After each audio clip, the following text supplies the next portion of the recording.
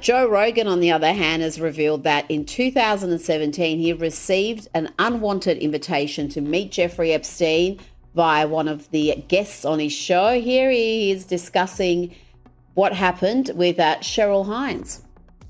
I'm in the files for not going because Jeffrey Epstein was trying to meet with me. This was like 2017. One of my guests was trying to get me to meet him.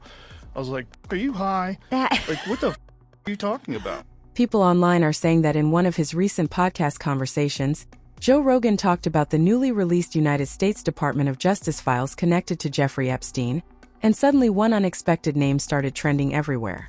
Oprah Winfrey. Rogan didn't accuse Oprah of any crime. He was careful, but he questioned why certain powerful names keep appearing in contact books, flight logs, music, or social circles tied to Epstein. He explained that being mentioned in documents doesn't prove guilt. It only shows someone crossed paths with Epstein at music some point. And in elite Hollywood and billionaire circles, a lot of famous people crossed paths with him before his crimes were fully exposed.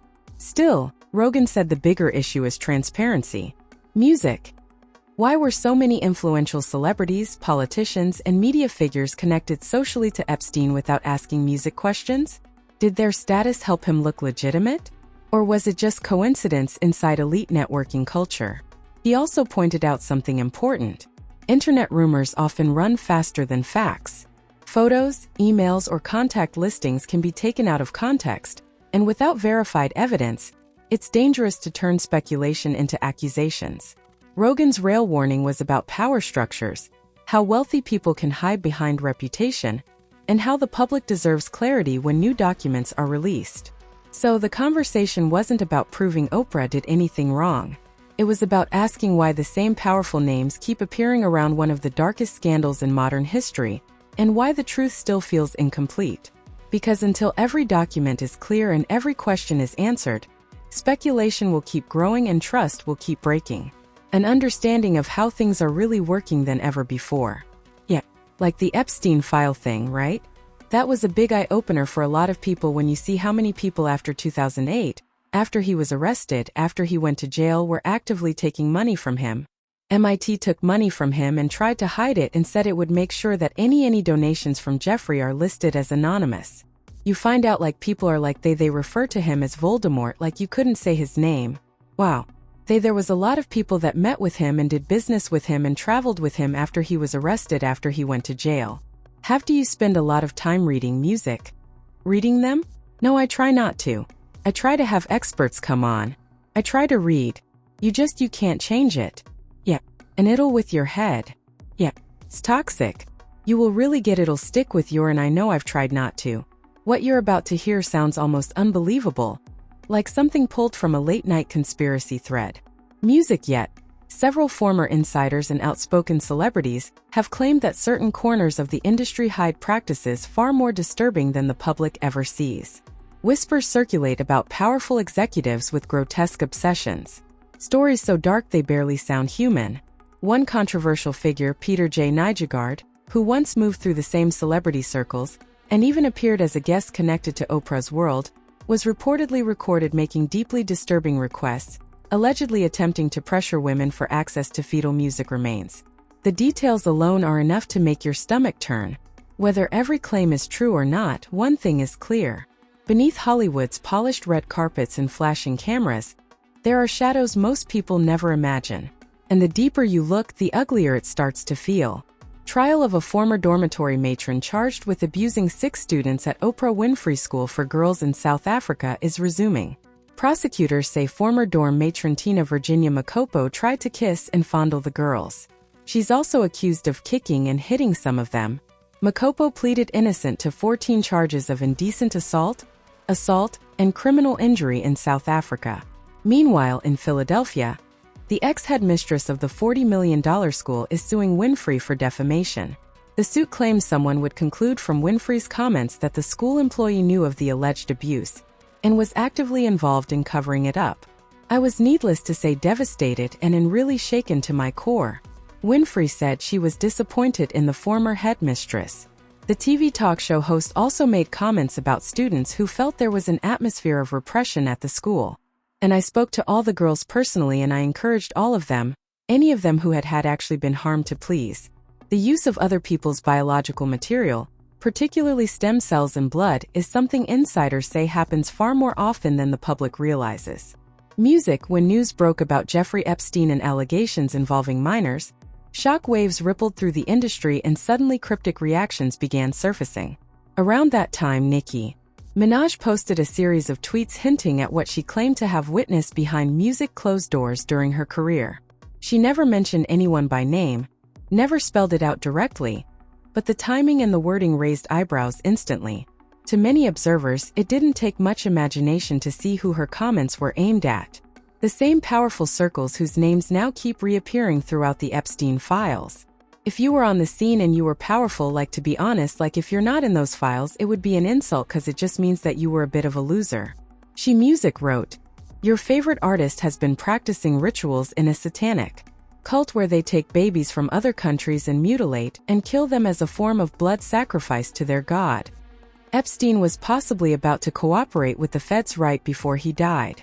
Now, Oprah is limited in the context of the files, but there is clear collusion between Oprah and Jeffrey Epstein. In the end, everything circles back to one chilling question. Music. What exactly was Epstein doing with the children around him? Depending on who you ask, the answers split into two completely different and equally disturbing stories. Several of Epstein's alleged victims later stepped forward, describing what they believed was something far more sinister music than anyone expected. According to their testimony, Epstein wasn't just exploiting people. He was allegedly fixated on building something twisted, almost clinical, like a so-called BabyFarm music hidden away on his private ranch. One sworn statement paints an especially unsettling picture. The witness claimed that Epstein openly spoke with scientists and wealthy businessmen about using his New Mexico property as a controlled site where women would be inseminated with his sperm and pressured to carry his children to term. According to the account, he wasn't whispering these ideas. He described them like a business plan. Mr. Epstein allegedly wanted as many as 20 women pregnant at the same time at his massive 33,000 QFT Zorro ranch tucked into a quiet town outside Santa Fe. And if those claims are true, this wasn't about desire or impulse. Music. It was something colder, more calculated. Epstein reportedly obsessed over concepts like eugenics, genetic manipulation, and engineering his own bloodline as if human lives were nothing more than experiments on a board. What's even more unsettling is that these conversations weren't happening in dark corners or hidden rooms. He allegedly hosted polished dinners, private lunches, and invitation-only gatherings attended by some of the world's most influential scientific minds. Music. At one point, the talk even drifted towards so-called designer babies. In his mind, it seemed the goal wasn't just control. It was to manufacture what he considered the perfect human. I'm in the files for not going. Huh. Yeah, I'm in the files for not going. Jeffrey Epstein was trying to meet with me. Oh, I did see that. Yeah. And I was like, what? You're like, no, clears throat. Thanks. Yeah. Aren't you glad? Yeah. But I would have never went anyway. It's like, it's not even a possibility that I would ever went. Especially after I Googled him. I was like, what the are you talking about? This was like 2017. One of my guests was trying to get me to meet him. I was like, you hi. Like, what the are you talking about? For what reason? Would you what would be if I was a guy who is like sucking up to the rich and powerful? If I was really interested in hanging out with rich and powerful people, it's crazy. That's so crazy. But yeah, some people get intoxicated by being in a circle of rich and powerful people, even if they're not they don't even have any ambitions of being one of those people. They just want to be around them. They want to be around Nobel Prize winners. And because this guy was what he was doing was very clever in that he was getting all of these very powerful and very respected people together. And you would figure oh, it's that guy's there, that Lady Clint's here, this is mine, Clinton's here, how could this be bad? Look, it's Steven Pinker, how could this be bad? He's a genius and so you would go, I would imagine you would go to these because there's people that went to these he had parties in New York he brought in celebrities and comedians. Didn't Louis Black get invited to one of those? I think he's talked about it. I know Chelsea Handler went to one of them. It's he would bring all these people in and he'd like to be around famous people and entertainers and a lot of intellectuals and professors and noms. Why was famously deeply unspeakable things were rumored to have taken place on Epstein's private island. Music stories so disturbing they still linger years later. And once Epstein was arrested in 2006, music the reality set in fast. His name was radioactive. The walls were closing in and he needed a way out. So he turned to the oldest strategy used by the powerful. When scrutiny becomes dangerous, reputation laundering. Epstein didn't retreat. He rebranded. In the aftermath of his arrest, he aggressively reinvented himself as a benefactor. Music money began flowing into charities. Academic initiatives suddenly had a new backer. He pushed his way into elite, humanitarian and scientific spaces, places where credibility is currency. Universities accepted his funding. Nonprofits opened their doors. Respected institutions allowed him access. Music, even though his past was already public and deeply troubling. But the transformation didn't stick the way Epstein expected. Suspicion remained. The stain wouldn't wash off. That's when Epstein allegedly realized something critical. Money alone wasn't enough. Music, what he needed next wasn't another donation. It was a human shield. Someone the public already trusted. Someone whose reputation could speak louder than his crimes. About Oprah. Now, Oprah is limited in the context of the files, but there is clear collusion between Oprah and Jeffrey Epstein. What do you mean? Well, Sarah Ferguson, yes, the Duchess of York, she is involved with Epstein and she is involved with Oprah. Let's talk about this specifically. Sarah sent Epstein an email saying, "I want to make sure you aware I'm going on Oprah tomorrow, and she is going to ask me about my death, the entrapment of last year, and the press about you in January. It'll be quick and at the top of this show, all of 10 seconds, a very small piece. However, I just wanted to make sure that you are aware of this and seek your advice on how you want me to answer. It will be a tiny piece. This is straight up collusion. This is Oprah passing through a message to Epstein. And you know what? Jeffrey responded to Sarah with the answer that he was supposed to give. Jeffrey was unfairly characterized as a pedophile by the tabloid press. Many years ago, Jeffrey pleaded guilty to soliciting underage prostitutes. He paid his debt to society and has sought forgiveness. I have nothing more to say. This was in 2011. This is clear collusion between Oprah and Sarah.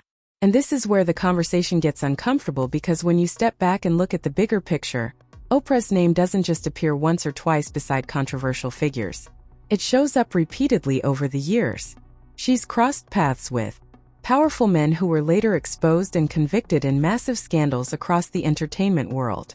Names like Harvey Weinstein are Kelly Sean Diddy Music Combs. Each one at different times sat comfortably inside Hollywood's inner music circle and each one eventually became the center of disturbing headlines. On their own, any one of those connections could be brushed off as coincidence. But when the same pattern keeps surfacing, music people start asking questions because patterns don't just appear out of nowhere. They build slowly, music quietly until they're impossible to ignore. Take Harvey Weinstein. For decades, music, he wasn't treated like a villain. He was treated like royalty. Red carpets, awards, standing ovations. Oprah, like many others in the industry at the time, publicly spoke positively about him before the allegations became widely known. He was embraced, promoted, protected, until suddenly the walls closed in and everything collapsed. And looking back now, it forces people to wonder how so many warning signs were missed or simply overlooked. Publicly supported victims of sexual assault in the wake of numerous allegations against Harvey Weinstein. Singer Seal Instagrammed this meme showing Winfrey kissing the disgrace mogul. It reads, "When you have been part of the problem for decades, but suddenly they all think you are the solution. Please welcome." Screaming, the 54-year-old who's appeared on Oprah's show captioned his post, "Oh, I forgot. That's right. You'd heard the rumors, but you had no idea he was actually serially music young starred actresses. My bad." While Weinstein maintains his innocence, Seal hasn't commented further, and Oprah has not responded. This moment is a really powerful time for everybody to get woke. Fans have come to her defense, pointing out Winfrey is a sexual survivor.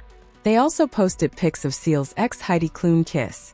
In Hollywood, critics say profit always comes first. And as long as the money keeps flowing, the suffering of children becomes background noise. According to those who've spoken out, silence itself is a commodity. You're rewarded for it, paid music for it, controlled by it. Enormous checks aren't just compensation for talent. They're leverage. An unspoken agreement to stay compliant, to ignore what shouldn't be ignored. Music. Some allege this is how predators tighten their grip. They lure other celebrities in with life-changing money. And once you take it, the music balance of power shifts. The payment isn't only for appearances or performances. It's for obedience. For looking away. Music for keeping your mouth shut when things don't feel right. Critics argue that Hollywood's hierarchy is designed to shield insiders, allowing certain figures to rise untouched. Music, while scandals quietly disappear behind closed doors. Years ago, Dave Chappelle famously walked away from a massive deal, saying he didn't trust what the industry expected in return. And music, the time many people laughed it off. Some mocked him, others called him unstable or difficult. Even Oprah Winfrey publicly made light of his decision, reinforcing the narrative that he had thrown away success.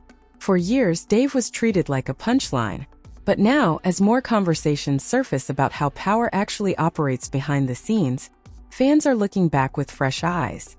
Music. Some believe he didn't just reject a contract, he saw the trap before it snapped shut. Because when someone refuses the money, refuses the silence, refuses the control, they aren't just saying no to a deal. They're music stepping outside the system entirely. Back then, no one understood his move. Now many are starting to think the warning signs were there all along, completely outside of my frame of reference. I've been in show business since I was 14. Music. And I've heard the stories of what happens, and I've seen these kinds of things play out in front of me. Music. Okay. When you say you heard the stories, what do you mean? What stories? I mean, you see, before, look, Mariah Carey made a $100 million deal, and 3 months later, she's all of a sudden mysteriously crazy. Omar Lawrence punches through and he's waving a gun on the street screaming, "They're trying to leave." Yeah. We hear those stories, and it always happens around a time in their career where it seems as though they're crossing over the next plateau. Yeah. Would you say you lost your mind? Sort of. No, not exactly. Okay. I wasn't crazy, but it's music, incredibly stressful. Yeah. And I felt like in a lot of instances I was deliberately being put through stress. And they do what's called a salt trap. Like, I didn't know this. Apparently baboons love salt. Okay, so they put a lump of salt in a hole and they wait for the baboon. The baboon comes, sticks his hand in the hole, grabs the salt. Salt makes his hand bigger and he's trapped. He can't get his hand out. If he's smart, all he does is let go of the salt. Baboon doesn't want to let go of the salt. Then the Bushman just comes, takes the baboon, throws him in the cage, and gives him all the salt he wants. And then the baboon gets thirsty. The Bushman lets him out the cage. The first place the baboon runs to is water. Bushman follows him, and they both drink to their fill. And in that analogy, I felt like the baboon. But I was smart enough. The circle surrounding Epstein doesn't seem to shrink. It expands. Every new document feels less like closure and more like another door being forced open. Music. And with this latest release, fragments that once looked random are suddenly locking together like pieces of a much darker puzzle. Music. What once sounded like scattered rumors is beginning to feel disturbingly organized. And then there are the names. Not small ones, not forgettable ones. We're talking about people who shape governments, move markets, and control entire industries. Former US presidents, music tech billionaires, corporate power brokers, even members of royal bloodlines. Music figures who operate at the very top of the food chain are now being dragged back under the harsh light of scrutiny. What's even more unsettling is this. Many of these same names were whispered about years ago. They surfaced, music briefly caused a stir, then quietly faded away. At the time, the media brushed them off as coincidences, loose associations, or speculation with no real proof. Easy to dismiss, easy to forget. But now, with this fresh stack of files, those exact names are surfacing again, only this time attached to clearer timelines, repeated communications, and documented connections that place them much closer to Epstein's world than anyone previously admitted. And suddenly, what once sounded like noise is starting to sound a lot more like a pattern. Chairman of a prominent law firm is stepping down over his association with Jeffrey Epstein. Paul Weiss Law Chair Brad Karp says in a statement, quote, "Recent reporting has created a distraction and has placed a focus on me that's not in the best interest of the firm." The firm says Karp will remain with the firm just in a different role. Senior Washington reporter Will Stason is here for more. Hi, Will. So, what's the latest on this growing list of prominent people facing scrutiny over the Epstein files? Yeah, Diane. Well, I think, Mr. Carpet here is kind of the latest fallout from these Epstein files. Like you said, the really powerful law firm Paul Weiss announced that Mr. Karp would be stepping down after his name appeared in these files. Now, the law firm did not give a reason why Mr. Karp is stepping down, and previously the law firm denied Mr. Karp had any wrongdoing. But with this release of these files, his name appears in the files, mostly with his assistant trying to schedule meetings with Mr. Epstein. But there's an email between Mr. Karp and Epstein where he's asking about if he could help get his son some kind of job in an upcoming Woody Allen film. So I think these emails, obviously are continuing to have fallout across, widespread industries. This kind of the latest follow here. We saw recently that popular wellness influencer Peter AIA also stepped down from his role at the protein company David. Careers have already begun to crumble in the wake of these newly released files. And at the center of the fallout stands another powerful figure, billionaire Bill Gates. Music. What's clear from the records is that Gates and Jeffrey Epstein were not casual acquaintances. Their connection was real, documented, and traceable. According to the timeline, their interactions began around 2011, and that detail matters. By then, Epstein's criminal conviction was already public knowledge. This wasn't a case of ignorance or misinformation. The record shows that the two met on multiple occasions, including private dinners and closed-door meetings in New York. These weren't accidental run-ins or brief introductions. They were deliberate encounters. And as more details surface, those meetings are now being re-examined under an entirely different light. He has named before. There are more unsettling allegations surrounding Microsoft co-founder Bill Gates. Yep, came out as part of the release. It was revealed that back in 2013, Epstein allegedly claimed that Gates was looking to get medication to treat an STD because of having with Russian girls. Keyword Russian. We'll get back to music that. Yeah. Apparently, Epstein had penned this draft email on behalf of a Gates advisor who wanted to maybe leave the bill in the Linda Gates Foundation. So, Epstein seemingly wrote in this guy's voice, "In my role as his right hand, I've been asked on multiple occasions and in hindsight wrongly acquiesced into participating in things that have ranged from the morally inappropriate to the ethically unsound, and had been repeatedly asked to do other things that get near and potentially over the line into the illegal. From helping Bill to get drugs in order to deal with consequences of with Russian girls to facilitating his illicit trysts with married women to being asked to provide Adderall for bridge tournaments. I feel I owe it to my friends and future colleagues to admit a moral failure." Music. So there was a spokesperson for Bill Gates who rejected the allegation, saying, "These claims are absolutely absurd. It's almost surreal how deeply Epstein's reach extended into the highest levels of power. Presidents, princes, billionaires, men who shape the world." Music. And the question that keeps resurfacing is chillingly simple. Did no one care that Epstein was already a convicted sex offender? The documents suggest that for some, the answer may have been no. In fact, critics say a few ultra-wealthy figures appeared even more drawn to him after his arrest, treating his notoriety as something twistedly intriguing rather than repulsive. According to legal correspondence and email exchanges included in the newly released files, Prince Andrew and Jeffrey Epstein were allegedly involved in arranging encounters with women at Epstein's Florida residence. One account claims an exotic dancer was promised payment for explicit performances that was never fully delivered. Other documents suggest Epstein may have facilitated introductions between Prince Andrew and multiple young women across international locations. One such allegation references a meeting in London in 2010 involving a 26-year-old Russian woman. Notably, years after Epstein's conviction had already become public, the fallout has been devastating. Prince Andrew has since been forced to relinquish titles, roles, and public standing because of these associations. But what's unsettling is what comes next. According to statements attributed to a former girlfriend, Andrew reportedly expressed no regret, suggesting that appearing on Epstein's list was, in his view, a sign of status, a signal that you belonged. And for many watching from the outside, that mindset may be the most disturbing revelation of all. That was very powerful. So like if you were on the scene and you were powerful, like to be honest, like if you're not in those files, it would be an insult because it just means that you were a bit of a loser, right? So the people who aren't in the files are losing. Yes. Okay. Are you in the files? Well, of course I am because it's any journalist that wrote about it.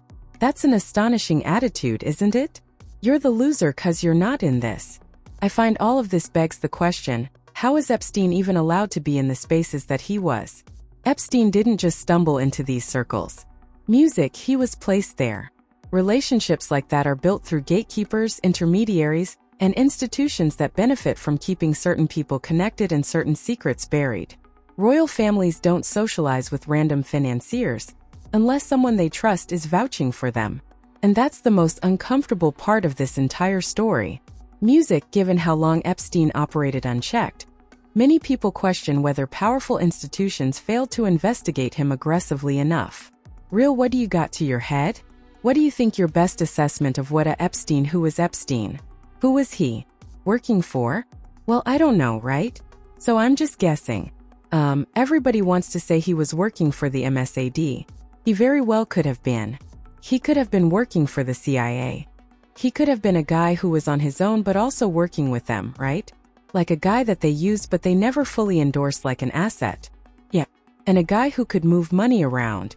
He definitely good at laundering money.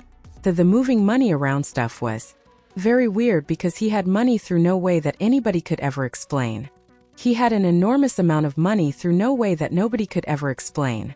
Which, you know, if you're state funded, you're funded by Israel and Israel's funded by America, and you know there's also NASAs and non-profits, and there's ways to move money around where you can give this guy money. So he was like Weinstein, who is an economist. Reitenstein's a legitimate mathematician, yeah. So when Eric met him, that his first inclination was he was a fraud, he's a construct, yeah, a construct. And did he tell you the whole story about the girl sitting on his lap? So the Epstein, while he's meeting with the Eric Weinstein for the first time, has a beautiful girl sitting on his lap, and I shouldn't say girl, he said she was like in her 20s, and she's sitting on his lap and he's bouncing around, so her tits are juggling around while he's asking math questions, yet talking serious, so sighs and gasps. He was obviously finally the most shocking revelation of all. There have been reports and speculation about whether Epstein cooperated with authorities, but no confirmed agreement has been publicly released. Recently released reports show that right before his death, Epstein agreed to cooperate and name everyone that he worked with. Music, officially, it was ruled as, but between the malfunctioning cameras, the guards falling asleep, the broken bones in his neck, and the fact that he allegedly had information that could implicate billionaires, music politicians, royalty, and intelligence-linked figures. And here's the part no one likes to say out loud. If Epstein was naming names, even preliminarily, that would mean some of the most powerful people on the planet had a direct incentive for him to never testify. Now, to be clear, there is no public list, no confirmed cooperation agreement released in full, and no official acknowledgement that Epstein formally became an informant before his death. According to an FBI record, Epstein was possibly about to cooperate with the feds right before he died. That on July 29, 2019, his lawyers and the federal prosecutors in this case in very general terms discussed the possibility of a resolution of the case and the possibility of the defendants' cooperation. Cooperation's key. Defense counsel did not make a specific proposal, and they did not indicate what the nature of Epstein's cooperation might be, if music any. But it was suggested that defense counsel contact SDNY if Epstein was prepared to accept responsibility for his conduct, and/or they had a specific proposal for a resolution of this case. Okay, so maybe he was going to work out a deal and then he dies, right? That looks suspicious. This is a guy who had connections to the rich and powerful, potentially had a lot of information.